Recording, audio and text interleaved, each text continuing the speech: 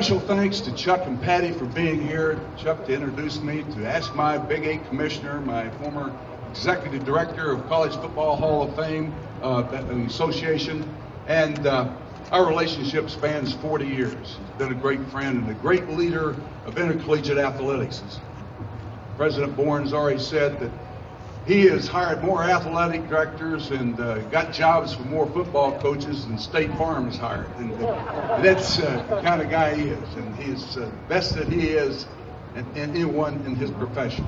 Great administrator of intercollegiate athletics. To President Bourne and Joe Castiglione, I want to say thank you for allowing my era, my players, my coaches, to be recognized for their great contributions to this great tradition we have in the University of Oklahoma football program. That's very, very important that they be recognized.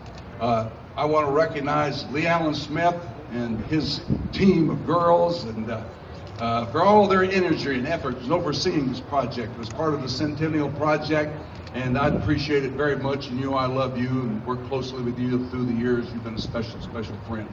I want to say I hate to say sponsors that paid for this beautiful statue. We're going to see it in a few minutes. I know you're not my sponsors. You're my good friends. Every one of you I know extremely well. I've known some of you longer than others, but you are my friends, and I want to say thank you for doing that. People that are special to me I have here today, my family. I've got my family and my coaches. My family is sitting right here. Becky's already been introduced.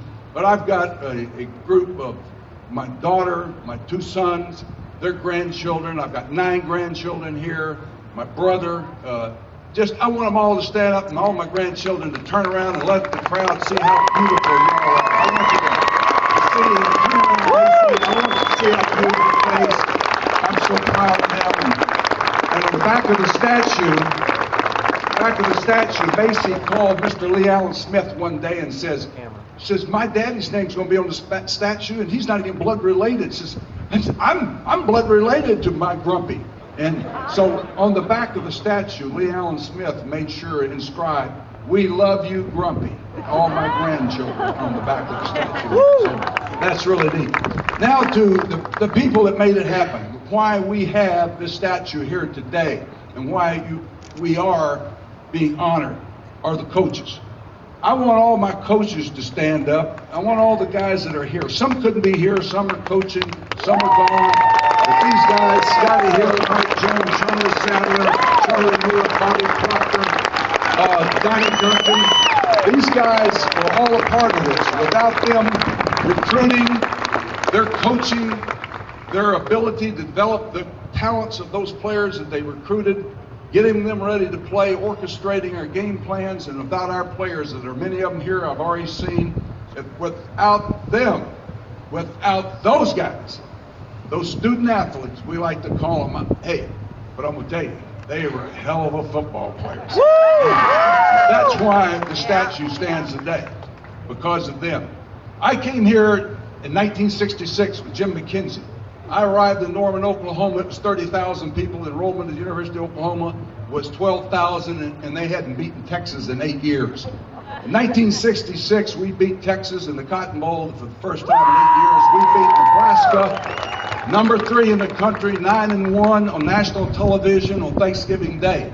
Jim McKenzie was named Big 8 Head Coach of the Year. Tragically, in that spring of April of the 26th, Jim McKenzie had a massive coronary at 37, and Chuck Fairbanks was named immediately the head coach. I became assistant head coach, offensive coordinator for the next 6 years. Then there you have that life-changing experience and conversation that you'll never forget.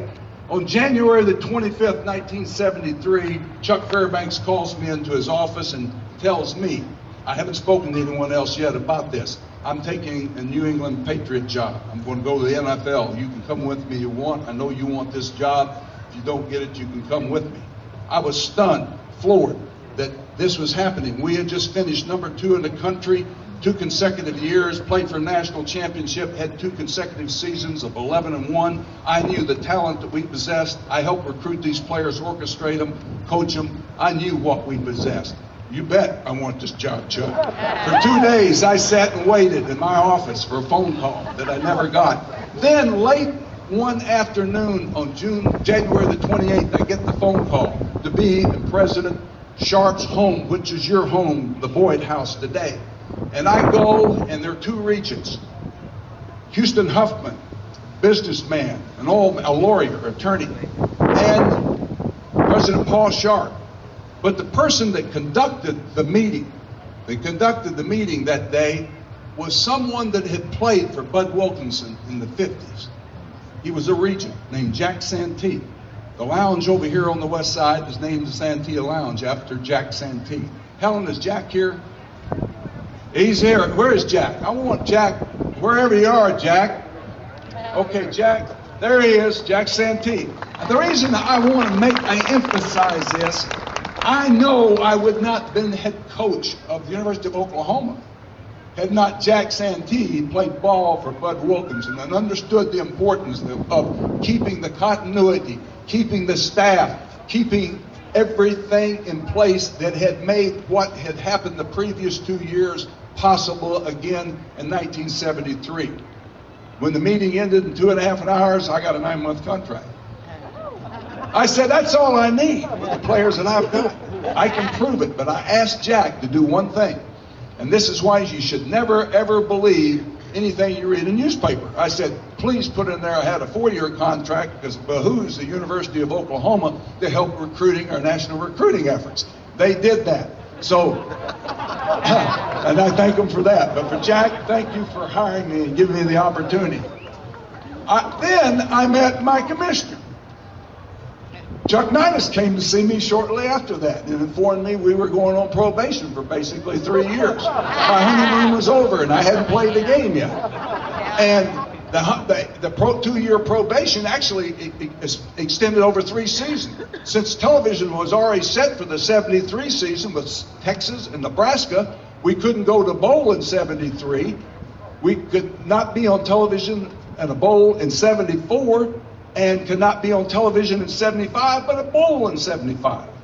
Well, my first reaction after hearing this is that I've got to tell the coaches and I've got to tell the players. So we had a team meeting. And I called them the team meeting, and I'll never forget telling them, Chuck, about what you had told me was going to happen. And I said to them, I said, this is it, guys. But you know what? He did not say we couldn't win. I said, we might not be in bowl games, we might not be on TV, but whoever represents the Big 8 conference, whoever goes to the Orange Bowl and plays, is going to be the second best team in the Big 8 conference. The Big 8 conference. And you know what? That's what happened. We went in that 3-year probation period. We won 32 games, lost 1, tied 1, 2 undefeated seasons, 3 Big 8 conferences, and 2 national championships. Then our coaches and players for the next 13 years, making it 16 years, we won 12 Big 8 conference championships, won 3 national championships, and contributed to the winningest era in modern football, considered modern football after World War II. Very proud that that's being recognized today. I want to say that Bob Stoops today in his era of football is the winningest coach during his era of college football.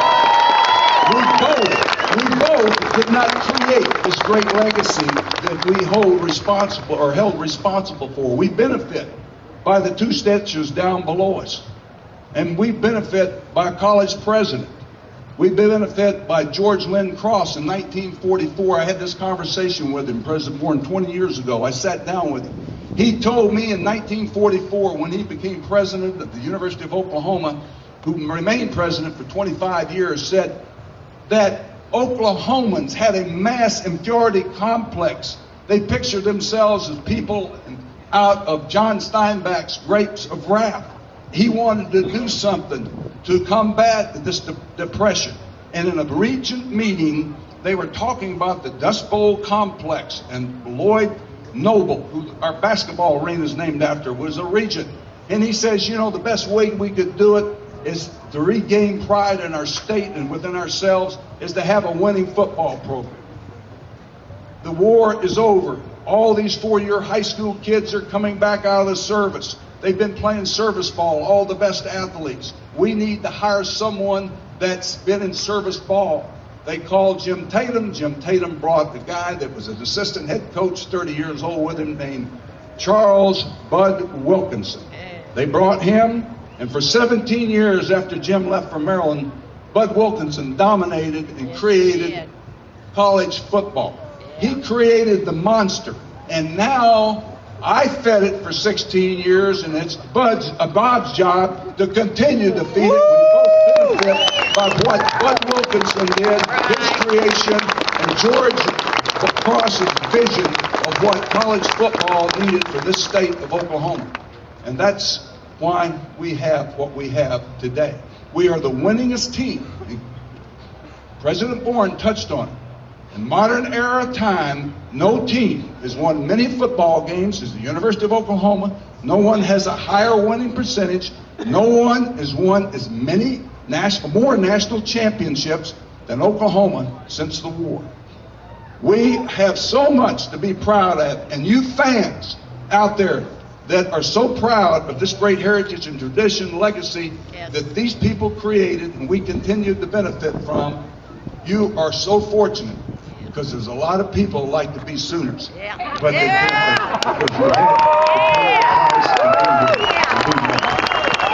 I appreciate it so much. Bob Stoops has got ways to go, and he's got things to do today.